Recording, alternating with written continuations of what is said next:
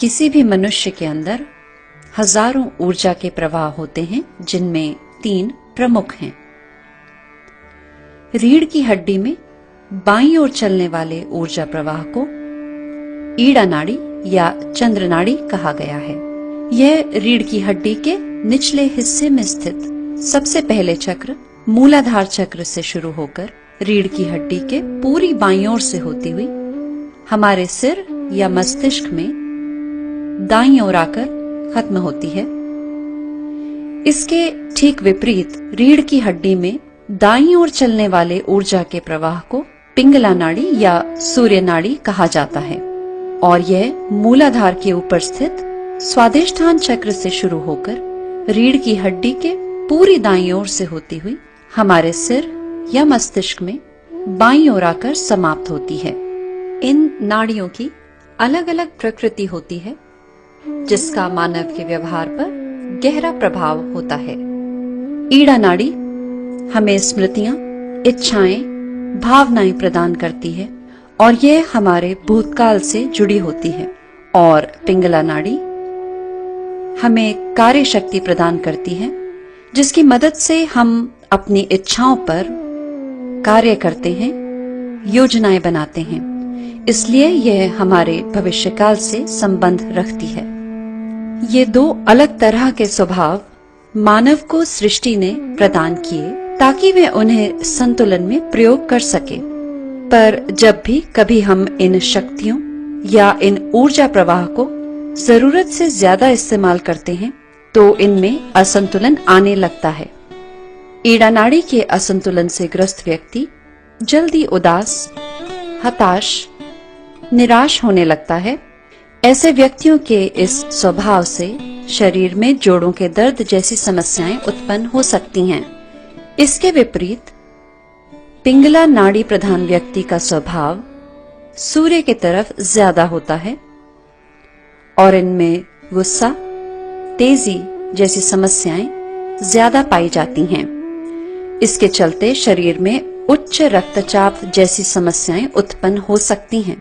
ईड़ा और पिंगला में आए असंतुलन को ठीक करती है रीढ़ की हड्डी के ठीक बीचों बीच स्थित सुषुम्ना नाड़ी। यह नाड़ी रीढ़ की हड्डी के नीचे स्थित त्रिकोणाकार अस्थि से शुरू होती है और सहस्त्रार चक्र या तालु भाग पर आकर समाप्त होती है। त्रिकोणाकार अस्थि में स्थित कुंडलिनी जब सुषुम्ना नाड़ी से उठती हुई सहस्त्रार तक आती है तो हमें ईड़ा और पिंगला से आने वाले असंतुलन से राहत महसूस होती है, जिससे ध्यान करने में सहायता होती है। तो अब हम श्री माताजी निर्मला देवी द्वारा बताई हुई प्रक्रिया से ईड़ा नाड़ी और पिंगला नाड़ी को संतुलन में लाने का प्रयास करेंगे।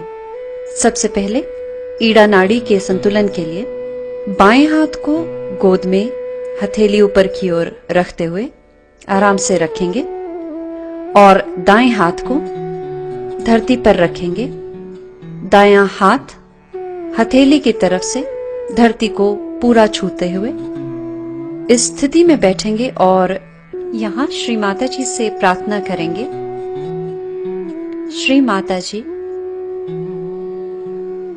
कृपया करके मेरे अंदर बाईं ओर से आने वाले असंतुलन को धरती तत्व में विलीन कर दीजिए। और अब कुछ देर इसी स्थिति में बैठेंगे जिससे कि धरती तत्व अपना कार्य कर सके।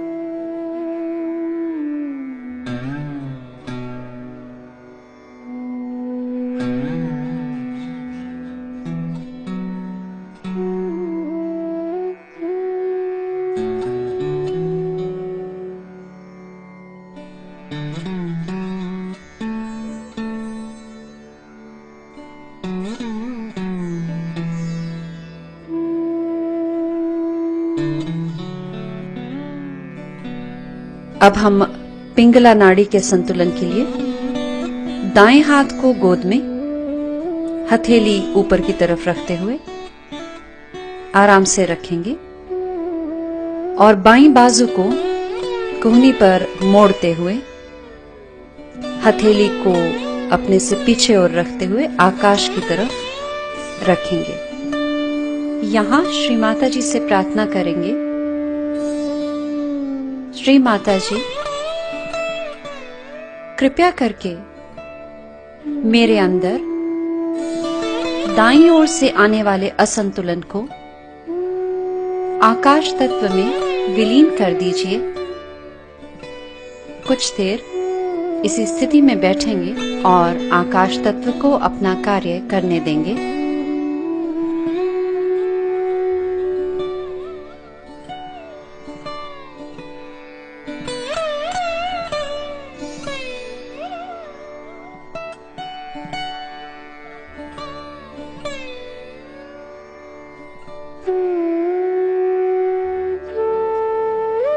अब अपने दोनों हाथ चित्र के अनुसार खोलकर बैठ जाएं और श्री माता जी से प्रार्थना करें, श्री माता जी कृपया मुझे ध्यान की अवस्था में ले चलें, कृपया मुझे मेरा योग प्रदान करें। ये प्रार्थना धीरे धीरे 2 या 3 बार करें और प्रार्थना करने के बाद मौन अवस्था में 5 से 7 मिनट तक बैठें।